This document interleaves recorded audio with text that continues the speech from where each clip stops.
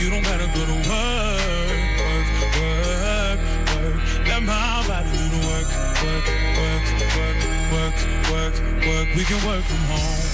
Oh, oh. We can work from home. Oh, oh. Assalamualaikum warahmatullahi wabarakatuh. Perkenalkan, nama saya Marcel. Nama saya Ivanda di Pumatasari. Kami dari kelas 01 SAKP 006. Di sini kami akan mempresentasikan mengenai pengarahan atau actuating.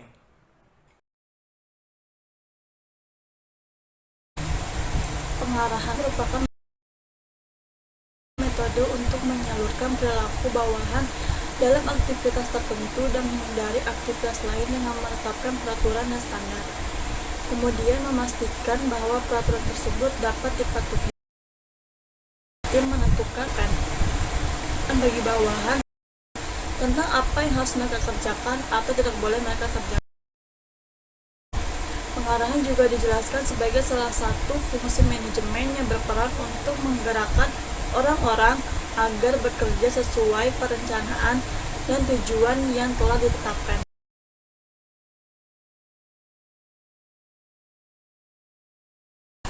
Tujuan pengarahan yang pertama, jamin kontinuitas atau berkelanjutan perencanaan.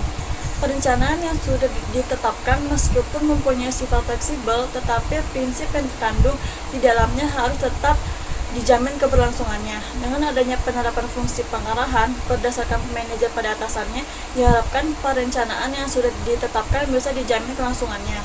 2. Memudayakan prosedur standarakan.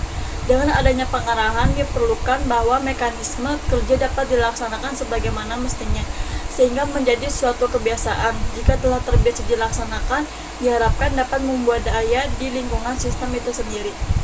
Yang ketiga, menghindari kemangkiran yang tidak berarti. Kemangkiran adalah kondisi di mana karyawan tidak berada di tempat kerja atau di luar dan tanpa adanya pemberitahuan. Dengan adanya fungsi pengarahan dimaksudkan agar karyawan yang ada terhindar dari kemangkiran yang tidak berarti. Suatu kemungkinan akan sedikit berarti apabila karyawan yang tidak masuk kerja selama keberadaannya ikut mengerjakan pekerjaan kantor di luar atau membantu memecahkan permasalahan yang dihadapi organisasi ataupun perusahaan. Yang keempat, membina disiplin kerja. Disiplin kerja yang terbina akan memberikan dampak positif terhadap perusahaan, yaitu naiknya produktivitas kerja, baik menyangkut kuantitas maupun kualitas perusahaan. Yang kelima, membina motivasi terarah. Dengan karyawan melaksanakan pekerjaan yang dibimbing dan diarahkan agar menghindari kesalahan prosedur yang berdampak terhadap keluarannya ataupun output perusahaan.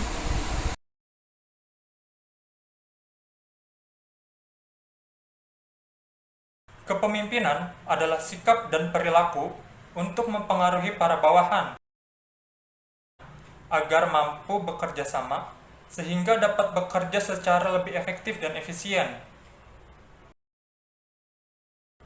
Selain itu, kepemimpinan dapat diartikan suatu kemampuan yang dimiliki oleh seseorang untuk mempengaruhi orang lain agar dapat bekerja untuk mencapai tujuan dan sasaran.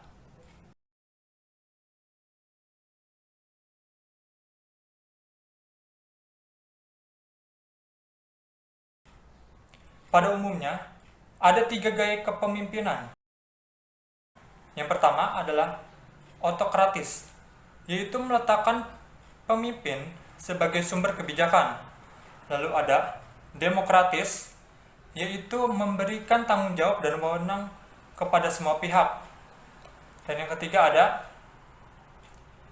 laissez-faire atau bebas, yaitu memberikan kebebasan mutlak kepada para bawahan. Selain itu, ada pandangan lain mengenai gaya kepemimpinan dari para ahli. Ada gaya dengan orientasi tugas atau task oriented. Di sini para pemimpin lebih memperhatikan pelaksanaan pekerjaan dibandingkan pertumbuhan dan perkembangan para karyawan. Lalu, ada gaya dengan orientasi karyawan atau employee oriented. Di sini, para pemimpin lebih mencoba untuk memotivasi para karyawan dibandingkan dengan mengawasi mereka.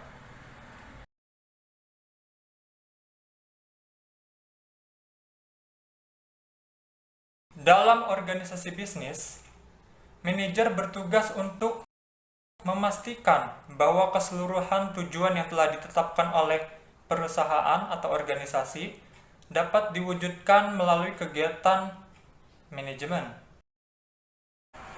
Selain itu, manajer memiliki tugas-tugas penting yang harus dilaksanakan. Di antaranya, yang pertama, manajer harus bekerja dengan dan melalui orang lain. Yang kedua, manajer memadukan dan menyeimbangkan tujuan-tujuan yang saling bertentangan dan menentukan prioritas-prioritas. Yang ketiga, manajer harus bertanggung jawab dan mempertanggungjawabkan. Dalam hal ini adalah kegiatan para karyawan atau para bawahan. Yang keempat, manajer harus berpikir secara analitis dan konseptual. Yang kelima, manajer adalah seorang mediator, yaitu penengah dalam penyelesaian konflik yang ada di dalam organisasi. Yang keenam, manajer adalah seorang politisi, yaitu manajer mengembangkan kerjasama timbal balik dengan para pemimpin lain di dalam organisasi untuk mendapat dukungan atas kegiatan-kegiatan usulan atau keputusan. Yang ketujuh, manajer adalah seorang diplomat, yaitu manajer mungkin harus berperan sebagai wakil representatif resmi kelompoknya dalam kegiatan-kegiatan organisasional. Dan yang terakhir, manajer mengambil keputusan-keputusan sulit.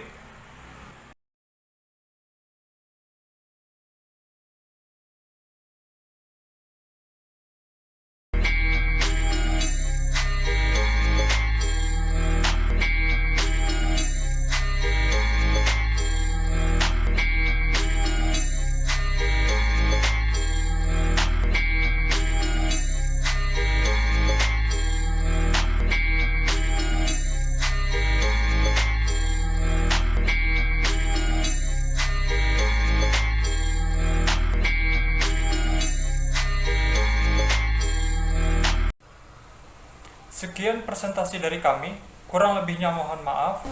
Wassalamualaikum warahmatullahi wabarakatuh. We can work from home. Yeah, we can work from home. Yeah, we can work